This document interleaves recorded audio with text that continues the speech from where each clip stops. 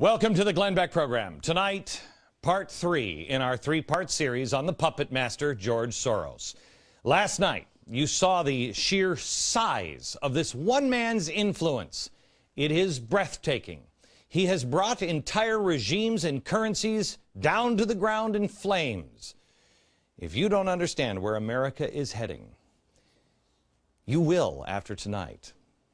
And if you think it doesn't matter, well, this is the wrong show for you. I want you to know and remember this.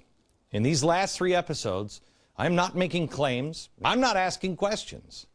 I'm not telling you statements of fact. What I'm telling you is watch George Soros in his own words. Where is the country headed? George Soros. The question is whether we need, and whether Mr. Soros and his foundations can help to bring more foreign influence into the United States instead of relying on what is essentially a balance between Democrats and conservative Republicans. I think you put your finger on a very important flaw in the current world order, and that is that only Americans have a vote in Congress, and yet it is the United States that basically determines policy for the world. That is a flaw in the current setup. It's a problem for him that people in China or France don't get to vote. Find out who sits in Congress. Is it for you? You need to make a choice. Mr. Soros has made his choice.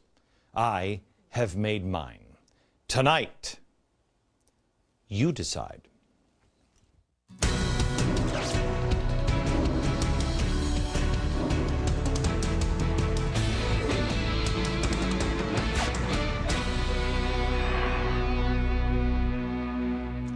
Hello, America, and happy Veterans Day.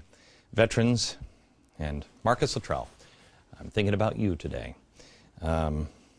Thank you for everything that you have done. Thank you, all of the spouses that struggle and struggle hard for our freedom.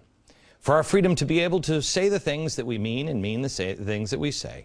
For our freedom to be able to speak against or speak about the most powerful people in the world and not be crushed because you're the little guy. That's what America is about. To have a difference of opinion. And as George Washington said, meet on the battlefield of ideas. Tonight, part 3. Part 3 on George Soros. I'm going to recap, give you a little bit of new information here. I'm going to recap in the next 10 minutes, and then I'm going to ask you for your decision. These are things that you have to ponder. You can't just take my word for it. You have to decide, am I going to look into this more on my own? Am I going to educate myself?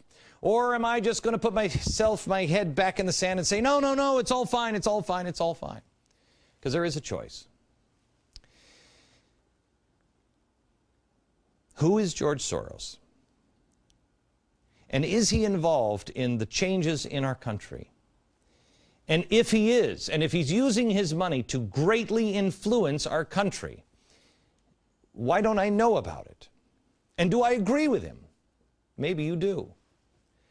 George Soros had a rough childhood. He was born in Hungary in 1930. Not the place you wanted to be in 1930, especially if you were a Jew. His mother was wildly anti-Semitic. Again, for anybody who is crying, you know, oh, there's some sort of anti-Semitic attack on George Soros. No, it's not. I'm not calling his mother an anti-Semite. George Soros did. Those are his words, not mine. Quote, my mother was quite anti-Semitic and ashamed of being Jewish.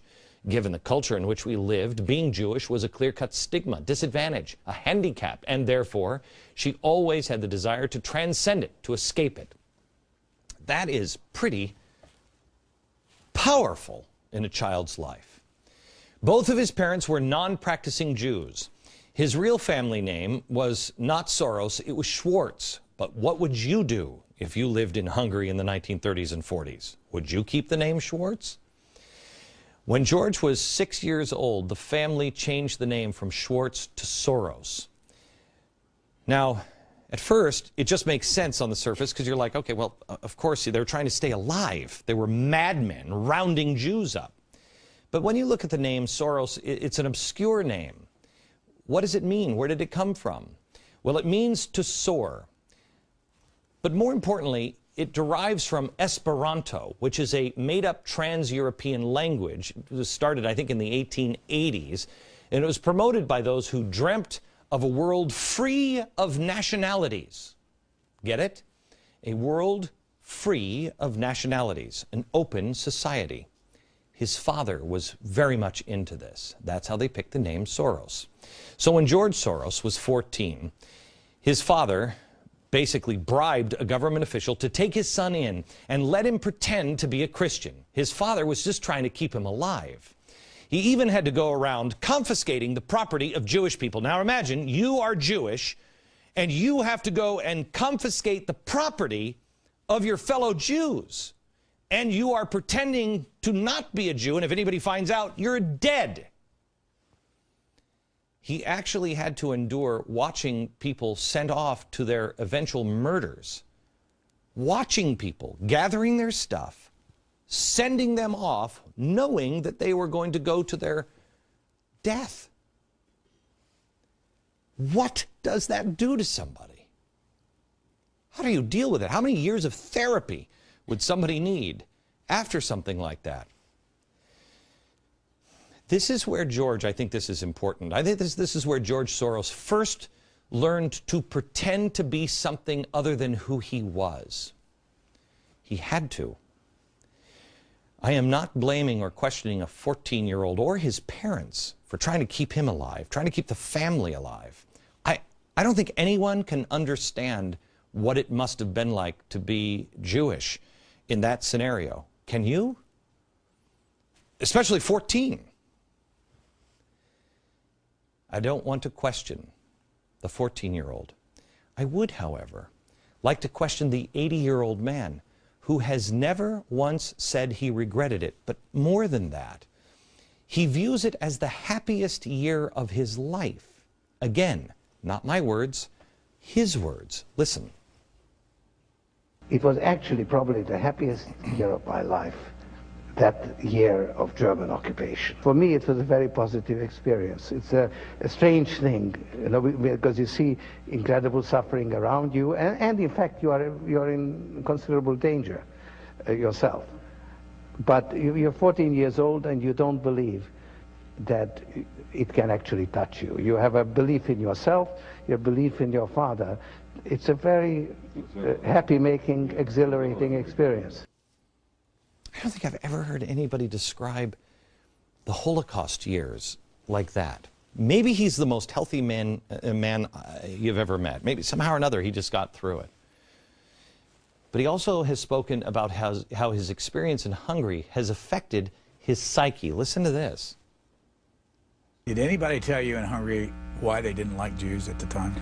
Oh yes, and that of course is something, again, very, very much a part of my psyche, anti-Semitism and you know, hatred of Jews, which was quite widespread within Hungary.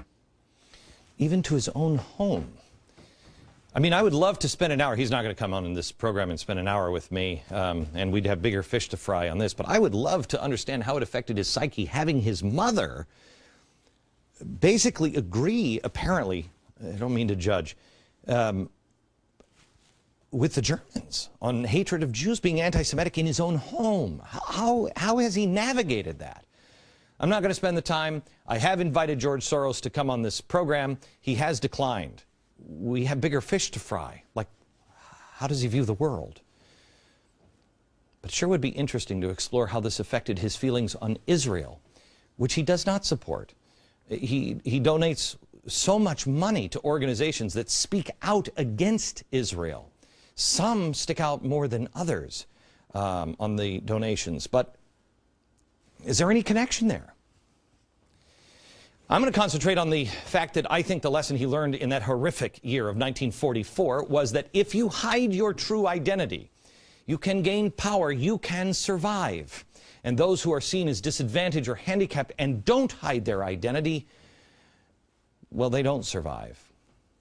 The next formative step in Soros's life was college. Now, this is where he attended the London School of Economics. Now, this is the same school that Hayek was from.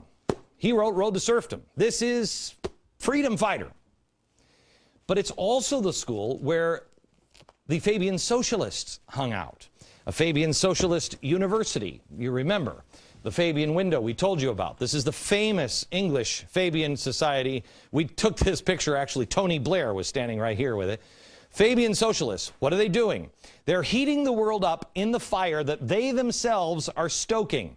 Why are they heating it up? Because they're about to hammer it and remold it nearer to the heart's desire. Fabian socialists are the American progressives. It's the same thing. Heat the world up, cause the problems, so the world heats up so you can remold it. So which part of the London School of Economics does Soros favor? The Hayek side or the Fabian side? Which one? This is where he learned about an open society. The Open Society Institute, which is now his charitable arm. Sounds harmless on the outside, but, really, who doesn't want to be open? But when you listen to him at the top of the hour in the beginning of the program, we played that. Notice that logo behind him? That was his Open Society Institute. Can your institute bring in more foreign influence here in America? What is an open society, really? Well, you saw it a moment ago.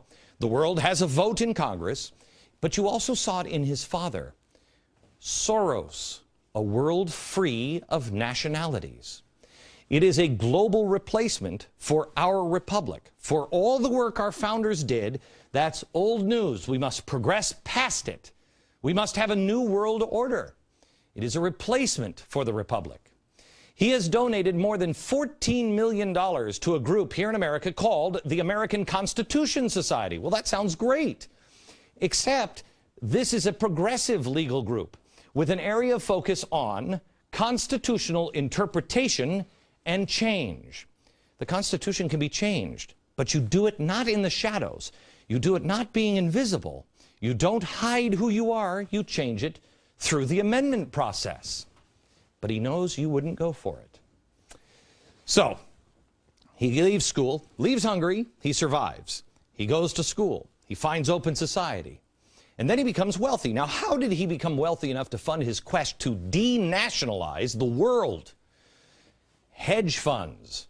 He has the estimated 5th largest hedge fund in the world. It's called the Quantum Fund, which, George, sometime we should kibitz about the name. It's worth about $27 billion. Now, here's the interesting and funny thing about hedge funds. We hear all the time about the greedy Wall Street brokers. We hear about greedy speculators, greedy bankers. We hear about greedy executives and their obscene bonuses and their expensive carpets and everything else. But why don't we hear more about those greedy hedge fund managers?